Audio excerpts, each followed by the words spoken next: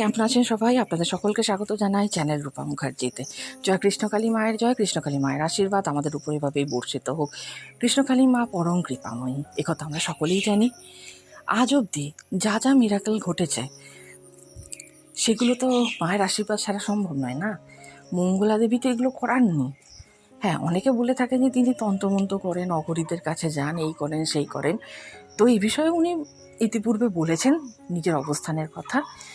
তো আর নতুন করে এই বিষয়ে কিছু বলার অপেক্ষা রাখে না।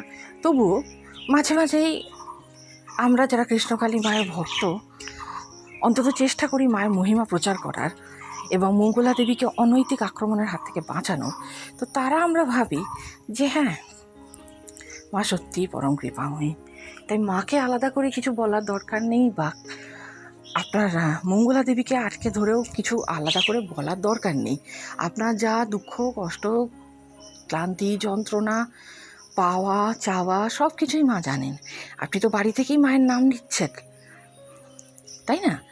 তো আর বিদেশ থেকেও যে সকল ভক্তরা আসেন বা বিভিন্ন ধরনের তারা নানা রকম কথা বলেন, তো আপনারা নিশ্চয়ই খেয়াল করে দেখেছেন যে এখন কিন্তু অন্য ধর্মের লোকেরাও আসছেন এবং আগ্রহ দেখাচ্ছেন কৃষ্ণকালী মায়ের প্রতি। তাহলে কি ব্যাপারটা হলো? মা কি সত্যিই অন্তর্যামী নন? মা কি কৃপাময়ী নন? অবশ্যই মা পরম কৃপাময়ী, তার কৃপা সকলের উপর সমানভাবে বর্ষিত হয়। তাই এ নিয়ে মনে কখনো সন্দেহ রাখবেন না। তাই মঙ্গলা দেবীকে আলাদা করে জোর করে ধরে আপনার দুঃখ কষ্টের কথা শোনানোর কোনো দরকার নেই।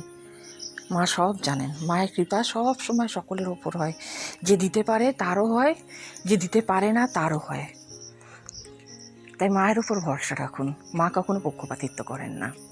আমরা শুনে নেব মঙ্গলা দেবী এই বিষয়টি কী বলেছেন। তবে তার আগে আপনাদের কাছে অনুরোধ, ভিডিওটি ভালো লাগলে লাইক শেয়ার কমেন্টস করবেন, চ্যানেল সাবস্ক্রাইব করে পাশে থাকবেন। ধরাধামে এসেছেন বাচ্চা রূপে, সেটা আমার এই জন্মে না, 7 জন্মে হয়তো পুণ্যির ফল ছিল, সেটা মা এসেছেন। আমি আমার মতো পুজো করে এসেছি, আমি এখনো আমার মতোই পুজো করব।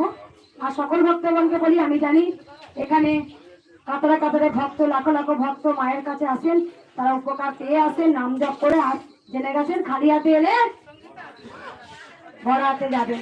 এই যে এত ভক্ত দাঁড়িয়ে আছেন, আমরা সবাই জেনে গেছেন যে মা কিন্তু কাউকে খালি হাতে ফেরায়নি, অন্যদিকেও পেয়েছেন। আমরা সবাই যখন মায়ের আশীর্বাদী ত্রিশূলটা যখন মাথায় নেন, কাউকে কোনো জায়গায় নিতে হয় না। শুধু আমরা সবাই জেনে গেছেন ভক্তরা দাঁড়ায় কাতার কাতার উপচে পড়ে, আমি মাথায় শুধু এরকম করে ঠেকেছি কপালে, সবাই জেনে গেছেন। আমরা অন্যদিকেও মা কিন্তু পূর্ণ করেন, মা আজ পর্যন্ত কাউকে নিরাশ করেননি, কাউকে খালি হাতে ফেরায়নি।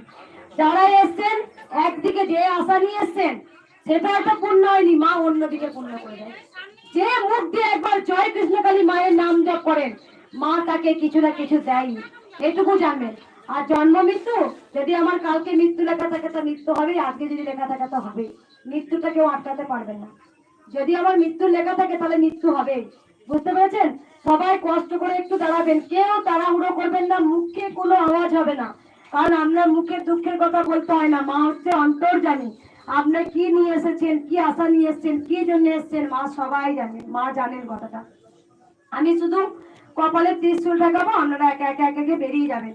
কারণ আপনারা সবাই জানেন পিছনে অনেক ভক্ত দাঁড়িয়ে আছে, তাদেরকেও চান সুযোগ করে দেবেন। কারণ আপনি যদি ভাবেন যে শুধু আমারটাই বুঝে নেবো, ভুল, তখনই আপনি পাবেন না। যখন আপনি পরের মঙ্গলের কথা চিন্তা করবেন, আপনার মঙ্গল আগে হবে দেখবেন। অনেক ভক্ত আছে এখানে ত্রিশূল পায় না, তারা কিন্তু মায়ের মাটিটা বুলিয়ে নিয়ে যায়, কাজ হয়ে যায়।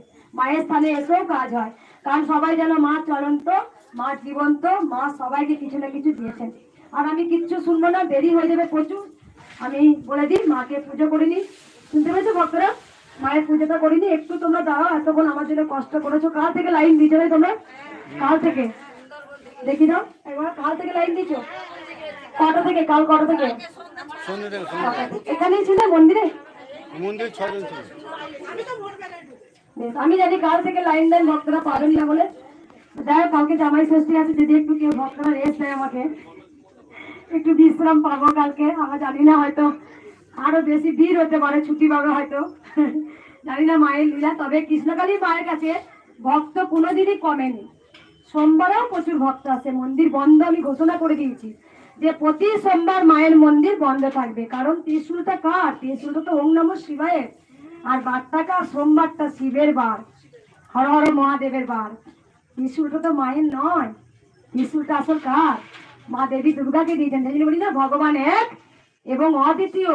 তুমি ভগবানকে কৃষ্ণকে ভালোবাসো বাসো, তুমি মা কালীকে ভালোবাসো বাসো, ওম নমঃ শিবায়কে ভালোবাসো বাসো, সাই বাবাকে ভালোবাসো বাসো, তুমি বাবা লোকনাথকে ভালোবাসো। কারণ তুমি যাকেই ভালোবাসবে ভগবানের রাগ নেই, এতে খুশি হয়।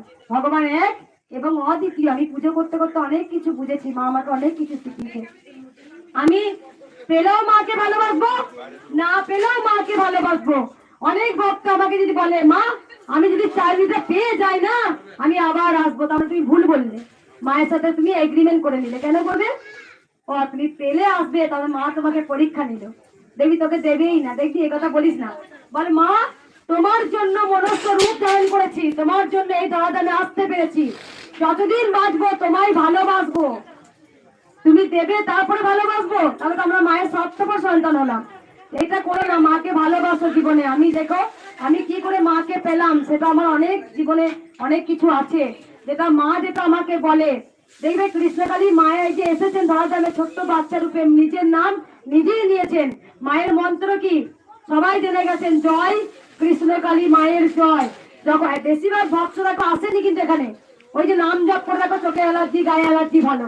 কারণ যখন মায়ের আসনে বসে আমি জিজ্ঞাসা করেছিলাম যে মায়ের আসনে চুপ কর, যেখানে মায়ের আসনে বসে বসেছি কেউ মুখে কথা বলবে না, একদম মায়ের কাছে বসেছিলাম, তখন মাকে আমি জিজ্ঞাসা করেছিলাম আচ্ছা মা তুমি এমন কিছু বলো আমাদের মতো দুস্থ অনাথ সন্তানরা উদ্ধার পাবে, তুমি বলো কিছু একটা বলো। তখন মা বলেছিল আমার মন্ত্র হবে জয় কৃষ্ণকালী মায়ের জয়। কারণ তিনি কৃষ্ণ তিনি কালী। এই যে শ্যামা, শ্যাম শ্যাম শ্যাম যোগ তবেই তো শ্যামা। শ্যাম শ্যামটা কার নাম?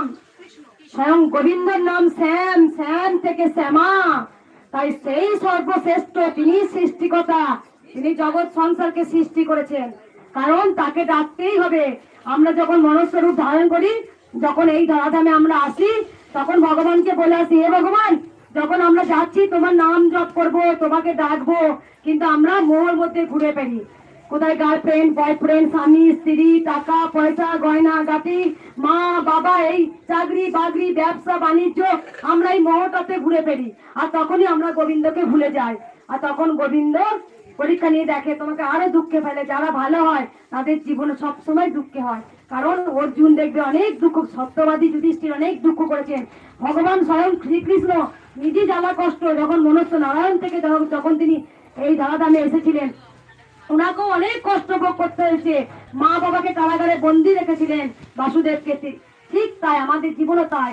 আমাদের জীবন তো কষ্ট পাবেই, আমাদের সুখ দুঃখ মিলিয়ে কিন্তু জীবন। কেউ বলতে পারে না যে আমরা সোলে সুখ পাবো, হতে পারে না মা, কোনো দিনই হবে না। সবার জীবনে দুঃখ একটু করে থাকবেই, তবেই তুমি ভগবানকে ডাকবে। তোমার যে কি এটা তোমার ব্যথা দিয়ে রেখেছে, যখন তুমি ব্যথা পাবে উ করবে হে গোবিন্দ, ততবার আমরা গোবিন্দকে ডাকবো। সেই জিনিস সবার জীবন সুখ হয় না। আমরা নাম জপটা বেশি করে করবো। নাম জপ করলে কি আমাদের মনে একটা শান্তি আসে, শক্তি আসে। যখন আমরা কোনো কিছু খুঁজে পাই না, গোবিন্দ নামটা করলে দেখবে আমাদের মনে অনেকটা শান্তি আসে। যাই হোক, সবাই ভালো থাকবেন, সুস্থ থাকবেন। আমি জানি প্রচুর ভিড় হয়েছে, আপনারা একটু ওয়েট করুন, মায়ের জন্য কষ্ট করুন। কষ্ট করলে পরে অবশ্যই ফল পাওয়া যায়। আমি জানি এখানে অনেক বাচ্চা দুস্থ অনাথ সবাই আছে। আমি সবাই দুঃখের জন্য এসেছেন এবং দুঃখ মা মোচন করেছেন। যে যার জ্বালায় যন্ত্রণা ভোগ করেছে মা কিন্তু যেখানে এখানে এসেছে বা ঘরে বসে নাম জপ করে কেউ মানসিক করেছেন, তারা মানসিক শোধ করতে আসে। এখানে বেশিরভাগ ভক্তরা মানসিক শোধ করতে আসেন যে আমার ওই মানসিকটা পূর্ণ হয়েছে, আমি মাকে দিয়ে আসি। তবে একটু দাঁড়াবেন, কেউ তাড়াহুড়ো করবেন। আমি সবাইকে শান্ত বলে আমি ত্রিশূল দেবো, আগে মাকে পুজো করতে দিই। কারণ যার যত